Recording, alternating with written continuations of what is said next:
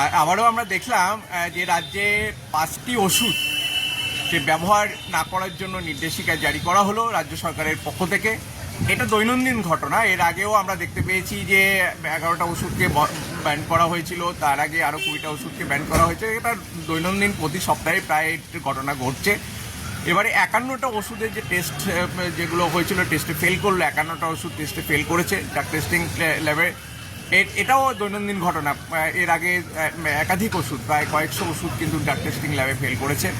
আমাদের রাজ্যে প্র্যাকটিক্যালি ওষুধ টেস্টের যে বন্দোবস্ত থাকার কথা, ল্যাবরেটরির সংখ্যা অপ্রতুল এবং টেস্টিং যারা করে টেকনিশিয়ানের সংখ্যা অত্যন্ত অপ্রতুল এবং সরকারের সদিচ্ছার অভাব।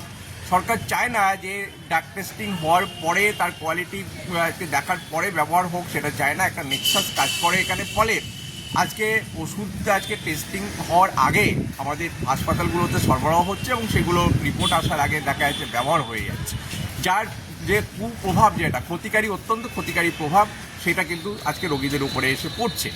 যে 5টি ওষুধ আজকে সম্প্রতি যে ব্যান করা হয়েছে, তার মধ্যে গুরুত্বপূর্ণ অ্যান্টিবায়োটিক দৈনন্দিন জীবনে ব্যবহার হয়, এজিথ্রোমাইসিনের মতো অ্যান্টিবায়োটিক রয়েছে, জেন্টামাইসিন রয়েছে। সেগুলোতে দেখা যাচ্ছে কোয়ান্টিটি এতটাই কম রয়েছে বা সেখানে হয়তো অ্যান্টিবায়োটিক নেই। ফলে আজকে সেইগুলোর ব্যবহারের ফলে মানুষের উপকারের পরিবর্তে সেখানে ক্ষতি হবে, সেখানে সাইড এফেক্ট হবে, ড্রাগ রেজিস্ট্যান্স তৈরি হবে।